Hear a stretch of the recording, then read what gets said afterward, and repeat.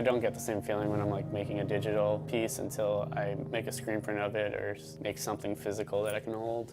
I think when I first started skating, I was like 10 years old and I didn't even think about a person making the board graphic. Mentally, like, skateboarding prepares you for being an artist because it's a lot of just like trial and error and changing one little thing to get something right. It's the same thing with like making art. Everything starts with like the sketch before I even draw anything on a block or draw it digitally or anything. While I'm sketching it and trying to figure out like all the mechanics of it, I feel like that part's kind of stressful and I'm constantly like redrawing stuff. But once I like nail down the sketch, then it's kind of more relaxing. My name is Dylan Goldberger and I've been like an illustrator for 10 years. I was really drawn to woodcuts just from the like bold look of them. Like, I guess the main difference between just like a regular drawing and a woodcut is drawing you're kind of it's like additive process, where a woodcut's like a reductive process. Instead of adding the lines you want, you're taking away what you don't want. Yeah, you kind of have to wrap your head around what you're carving is going to be the negative space rather than the positive space. I guess my biggest influence would be Dennis McNett. I had him as a teacher when I went to Pratt, and he pretty much introduced me to printmaking. I started working as an artist assistant with Dennis, and he kind of like showed me the ropes of how to like make a living off of it. I met Pat Smith kind of right when I graduated school. I'm not even sure when or how it happened, but now I'm doing art direction for them full time. So these are all Coda skateboard graphics. It was back when Max Palmer rode for them. I think this is like one of his first pro boards. This was the first graphic I ever did, like a series that fit together. Came up with kind of the square of this shape first to do the board graphics, and then wanted to make a print out of it. So I tacked on the sides and made it like a full oval shape. This is another graphic I did for Coda. This is the original lino cut block for it. So this is linoleum, regular linoleum that you'd use for your floor. It holds a little bit more detail. You can get these like real fine lines, but it can crack. You can see this one's a little damaged. Turn this one into an animation where this guy's like turning the barbecue skewer and the fire's kind of going. I've always drawn animals like my whole life, and I feel like I suck at drawing people. It just comes easier to me. I also think like the woodcut textures like lend itself really well to animal scales and fur and hair and stuff.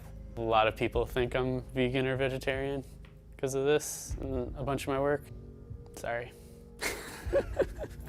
And then maybe in like 2014 or 15, Eric Ellington gave me a call to do Death Wish boards. Amy from KCDC showed him my work, and he called me up, and I like didn't even believe it was him. So the first series I did with them was called Delicacy. It was a bunch of farm animals eating a farmer. It was right when I was doing a bunch of animal-human role reversal things in this series called Retribution. I worked with Eric, and he pretty much gave me like free range of whatever I wanted. I think I was really lucky, like right out of school, just working with companies doing graphics. This is like the first major series I did for a skateboard company.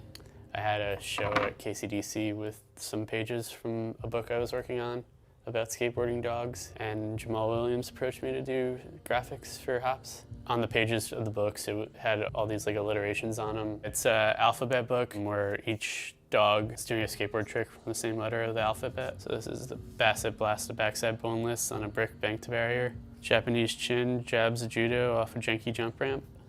This was a Hooray Barbie photo. Newfoundland nails a gnarly no comply. So these are all for High Water Skateboards, a company out of Boston.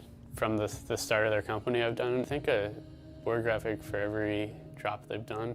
We try to like keep all the themes around water. This graphic was based on this woman named Ida Lewis. She would row out into the ocean and save sailors from storms. She's down there in this little rowboat. This is the Drool Party graphic. Yeah, this is one of my favorite graphics I've made. It was also like one of the most challenging screen prints I've done.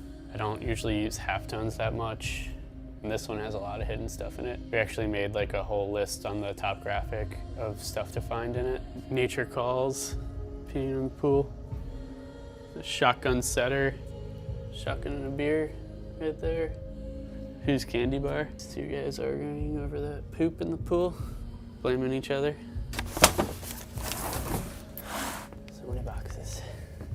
These were the second series I did with Death Wish. They hit me up about doing tarot cards. I was working on this series right when Lizard King had his baby. So kind of like right at the last minute, I had it all done and they asked me to add this little baby in. I threw him in there on the stick. These were the sticker pack that came with them. My latest project is this book and print series based around classic country music. I took like a classic country artist, an album cover, and kind of reinterpreted it as an animal with like a pun on their name. Squirrel Haggard instead of Merrill Haggard. It's backwards because it prints forwards. Bobby Bear, bear spelt like bear. It all comes packaged in this box set, kind of like an album would.